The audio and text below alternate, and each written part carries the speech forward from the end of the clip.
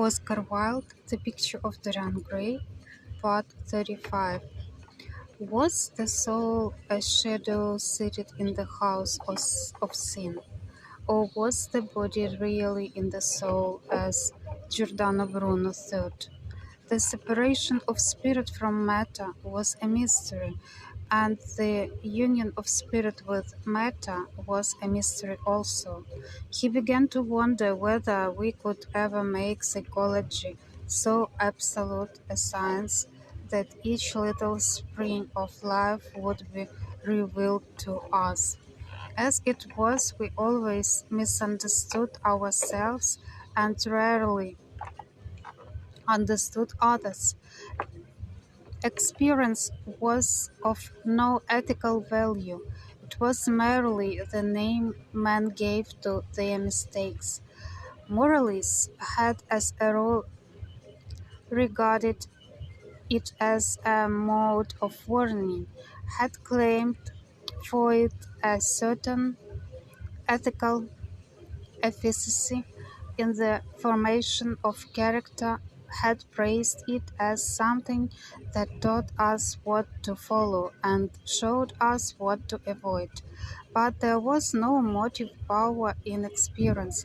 It was as little of an active cause as conscience itself.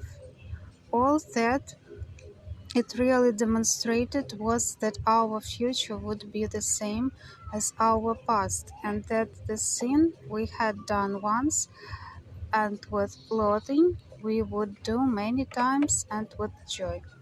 It was clear to him that the experimental method was the only method by which one could arrive at any scientific analysis of the passions, and certainly Dorian Gray was a subject made to his hand and seemed to promise rich and fruitful results. His sudden mad love for Sibyl Vane was a psychological phenomenon of no small interest.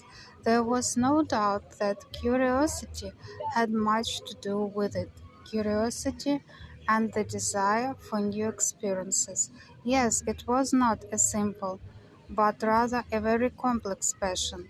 What there was in it of the purely sensuous instinct of boyhood had been transformed by the workings of the imagination, changed into something that seemed to the lad himself to be remote from sense, and was for that very reason all the more dangerous.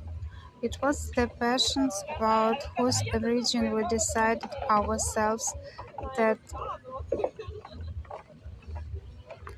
tyrannized most strongly over us. Our weakest motives were those of whose nature we were conscious. It often happened that when we thought we were experimenting on others, we were really experimenting on ourselves. While Lord Henry sat dreaming on these things, a knock came to the door, and his valet entered and reminded him it was time to dress for dinner.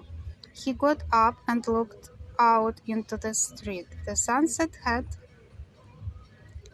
smitten into scarlet gold the upper windows of the houses opposite. The panes glowed like plates of heated metal. The sky above was like a faded rose. He thought of his friend's young, fiery, colored life and wondered how it was all going to end.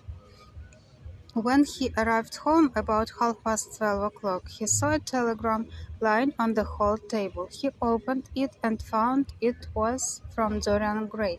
It was to tell him that he was engaged to be married to Sibyl Vane.